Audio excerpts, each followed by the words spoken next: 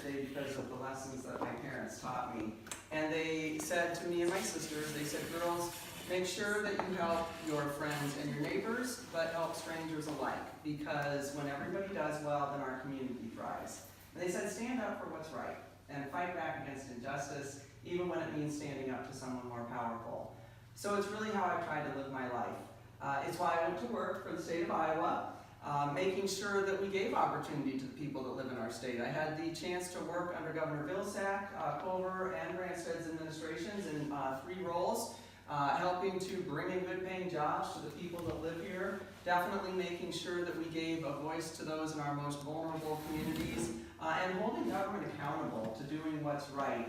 In my role at the Department of Management, where I also had the opportunity to oversee key strategies for the state, like directing the Energy and Environment Plan and helping to bring the wind industry here and putting a heck of a lot of people to work in the process, and also working to bring in clean biofuels, move us towards energy independence, but build our economy as well.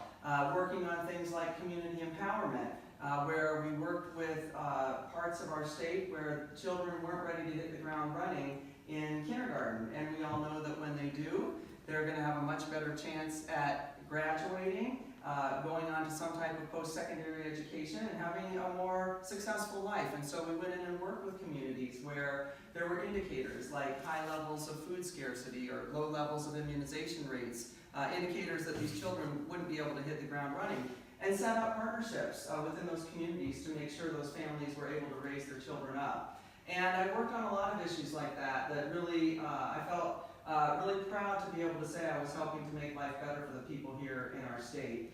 And then I was asked to run a division at the Department of Natural Resources, protecting our environment. And it's also, my parents taught me to make sure you take care of those in your backyard. So you brought up a little bit about education. It's why I fought for all-day kindergarten in West Des Moines. When I found out half the kids literally lost a lottery and got a 2.5-hour version instead of an all-day version of kindergarten, so I got busy. And it took about a year to get that pushed through. If you're in education, you know that's not always the fastest, working with the administration.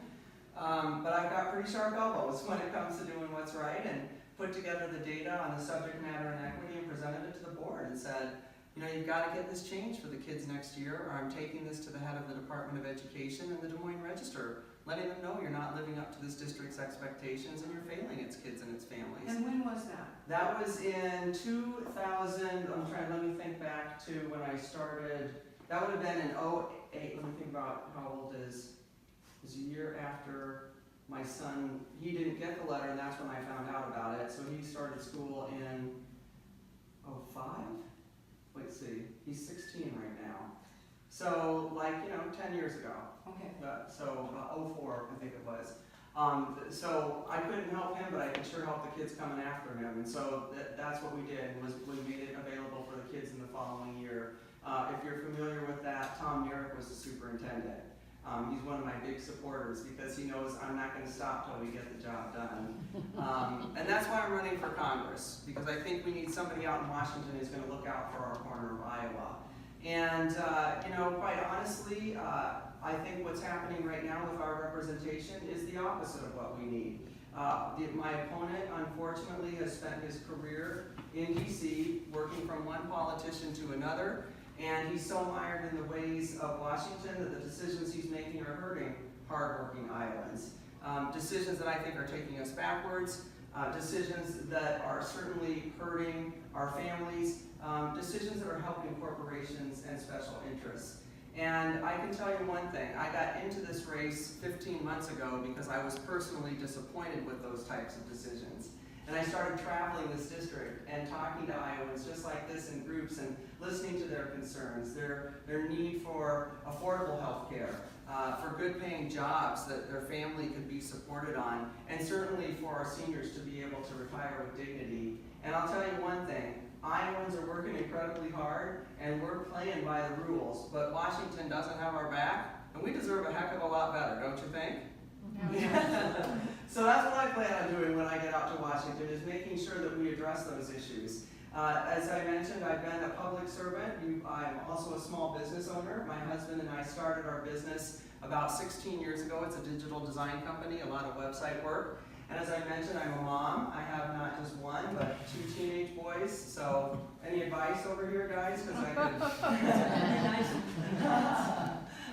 I say advice, prayers, I'll take it all because they're good kids. But I want to get out to Washington to make sure that we raise up the lives of the people that live here. And unlike my opponent, I'm not going out there to cause problems. I'm going out there to solve them. So I refuse to take any corporate PAC money because we absolutely need to elect officials who are going to be working for the people. And I think that that's incredibly important. And when I go out there, I'm going to work with anybody. I don't care if they're Republican or if they're Democrat. As long as it works for the people here in our state, I'm going to work with it and I'm going to support it. But I'll fight back against anybody if it's not right for the people that live here. And I think that that's incredibly important, that we start sending people out to Washington who are willing to work with others, who are willing to cross party lines to make sure that we actually start making decisions that benefit the people in our district and in our state and in our country.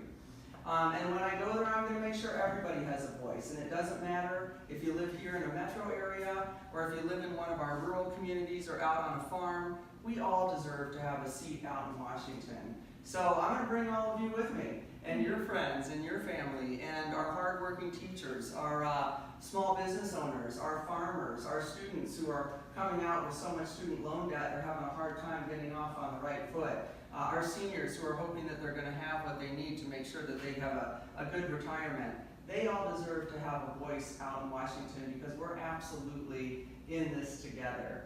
And I can guarantee you one thing, I will relentlessly protect Iowa and its citizens and make sure that every single moment I'm out there, I help make lives better for the people that live here. So there's a heck of a lot to do. But I want to talk about something that Governor Vilsack said not too long ago. I was at a fundraiser for Congressman Loebsack, and Governor Vilsack said, these are the most important elections in 50 years. And I couldn't agree more. You guys are young. These are really important elections. The heart and soul of our state is at risk. The heart and soul of our country is at risk. So I'm going to keep doing whatever I can do to win this race. I'm going to go out and talk with as many people as I can, get across this district. We've held over 125 meet and greets to talk with people, and I'm going to go out and listen to them and ask for their vote.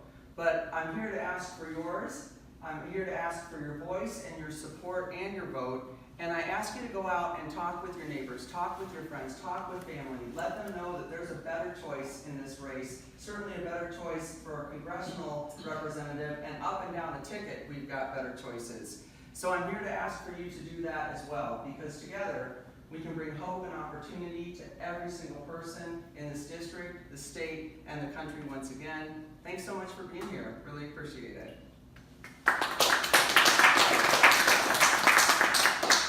So what questions can I answer? Maybe I could, excuse me. Go ahead. Well, since I'm old, well, Marcia is too. I'm worried about the death tax, but I'm also worried about taxes, Cindy. Taxes that the rest of these young people are paying, and it's crazy. And I read in the either Wall Street Journal today or the Des Moines Register, the Republicans are going to be cutting taxes again. And yet our debt is huge.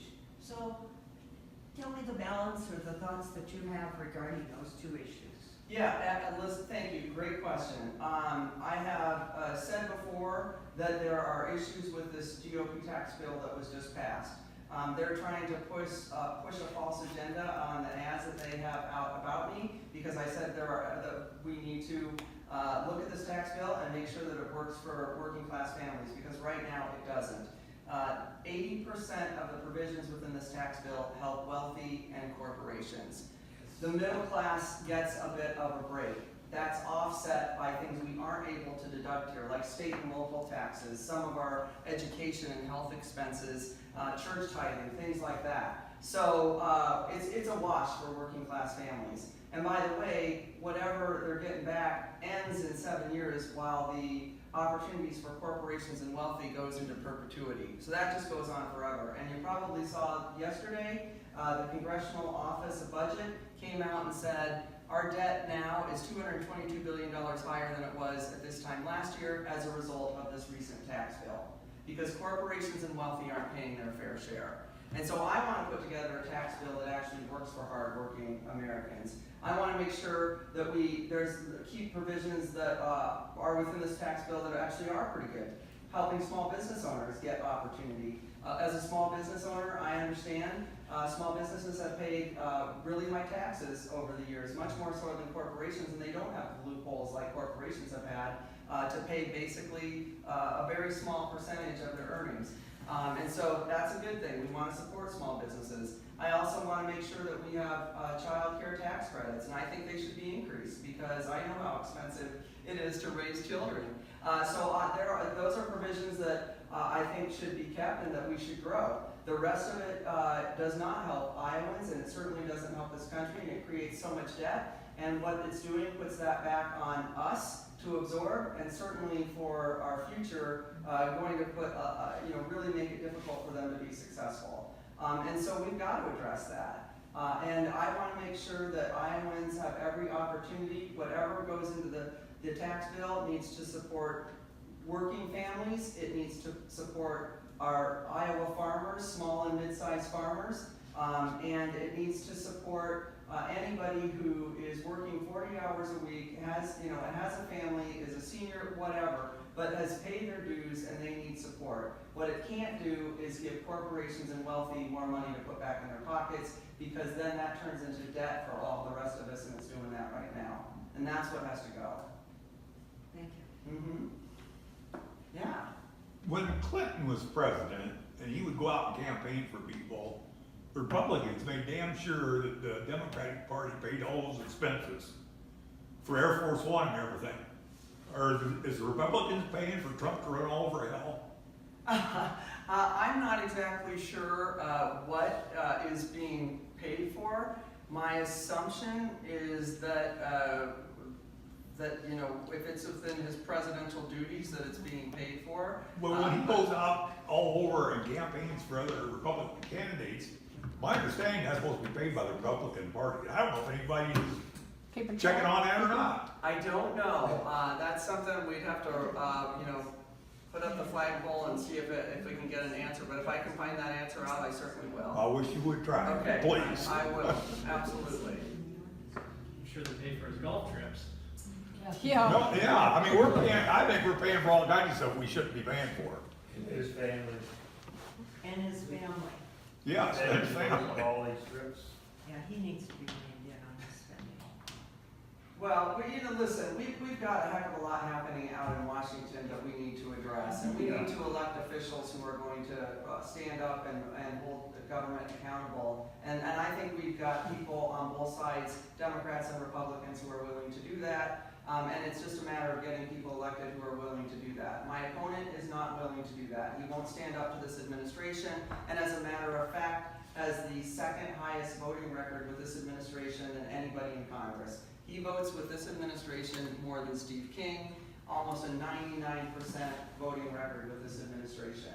So when you are beholden to political party leadership, when you are beholden to corporations who are filling your coffers, then that's exactly what you're going to do. So we need to address those issues. Healthcare is another issue, and maybe I don't want to dominate this conversation, but certainly a self-employed person pays dearly for health insurance.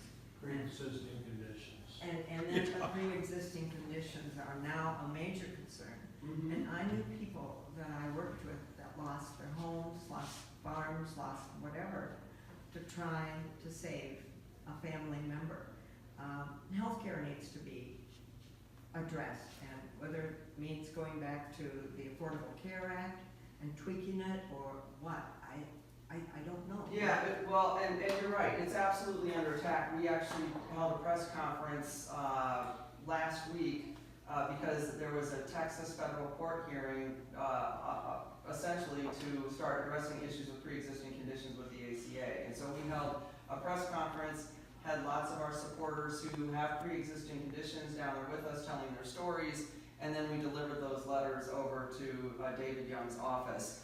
They are trying to chip away at Americans' health care. You're absolutely right. I had a neighbor who literally moved out of our state months ago because his daughter has a pre-existing condition. They had to move to Oregon because they couldn't afford insurance here. There are small business owners who have said, if it's a couple who started up a business, one of them's going back to work because they can't afford the health insurance. And so we've got a lot that we need to do there. I want to do a two-pronged approach, make sure that we shore up the Affordable Care Act, continue to include those provisions that help us, like covering kids until they're 26, making sure that pre-existing conditions are covered, ensuring that there's no lifetime caps, and absolutely the ability to negotiate the cost of prescription drugs, which is a loophole within the current agreement, as well as introduce a public option so that anybody can buy into Medicare or Medicaid, so everybody has an option for affordable, effective health care that's doesn't have to be tied to a job, and we can reduce costs for everybody across the board. I think it's going to be our quickest and most efficient and least expensive way to make sure that across this country everyone has access to health care, and it is the biggest issue we're facing here in the state. And quite honestly, I have talked to candidates in other states. It's the biggest issue we're facing across this country, and it has to be fixed. And that's been my priority. It was one of the reasons I got into this race. Yeah. We'll take one, maybe two more questions, mingle, and our field staff has a little something they want to say too about how to help out in your community. What Iowa's done to Medicaid is pathetic by privatizing it. I mean, I feel sorry for some of those poor people. Thank God I'm not one of them, but it's terrible what they're doing. Well, it's time to elect Fred Hubble. Yeah, that's right. That's right. And elect Democrats up and down the ticket who understand that that was a bad decision to make. Yes. That we are literally putting people's lives at risk. And it's costing us millions and millions more than what it did. And it's not effective. And No. so, it's never people's health and livelihood should never be something that we that we should be engaging in with an organization that can profit off of it, and that's where we're seeing all those problems. We need to take the profit out of healthcare and make sure that we're delivering healthcare. Right. And you're never, if you privatize it, those two don't work together. No. So let's get him elected. Yeah, I'd like to just Absolutely. mostly make a statement, you can respond to it if you want. I believe in social care. I think everybody deserves certain benefits, like in particular, health care, food, a home. And I don't mind paying extra taxes for it. But why are the rich people so reluctant to contribute some money, to help other people? Well, And like, Trump, he's got so damn much money, he's got so many things taken care of him. He uses his charity funds to pay for his expenses. His lawyers. a lot of this goes back to money in politics, quite honestly.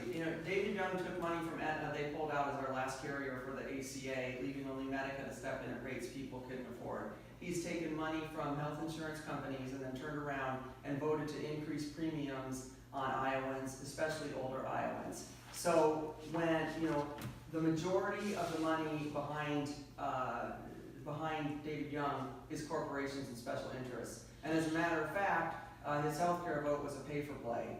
He told Iowans he would vote against the Republican healthcare bill, turned around in the middle of the night and voted for it because Paul Ryan said he would pull the money out from this district and close down his office and pull money from his campaign.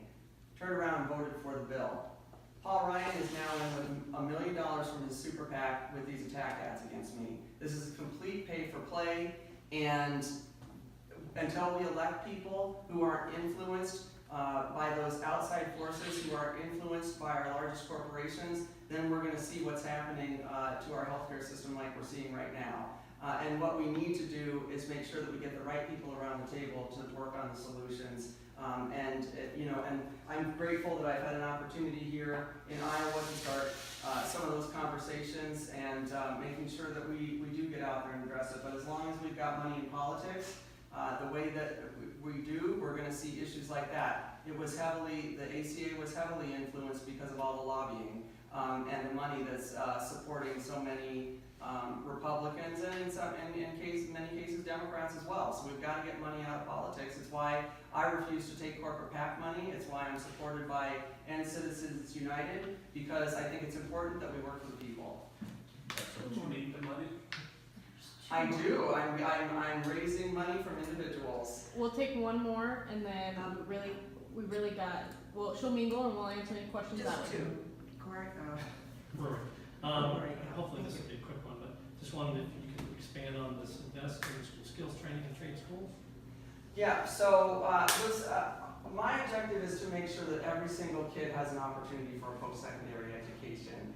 And that can be apprenticeships, 2-year college, 4-year college. But we've got to make sure that every kid has opportunity. And same for adults who would like to be retrained as well. And I want to make sure that we bring more trades programs back into our high schools so that our kids who want to do jobs like that have an opportunity to do so.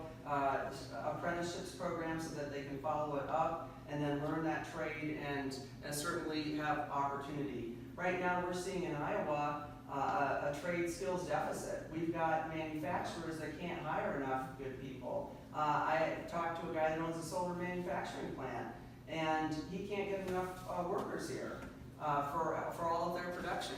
So we're missing out on economic opportunity, and we're missing out on opportunities for our young people. So I want to see us bring that back to make sure that we give every kid an opportunity for what works for them. So I think we'll just have Jesse talk a little bit about organizing real quick, and we'll grab the question in a second. Does that sound good? Because I know Jesse needs to sign some people up for Okay. ADRs. Sounds good. Well, first I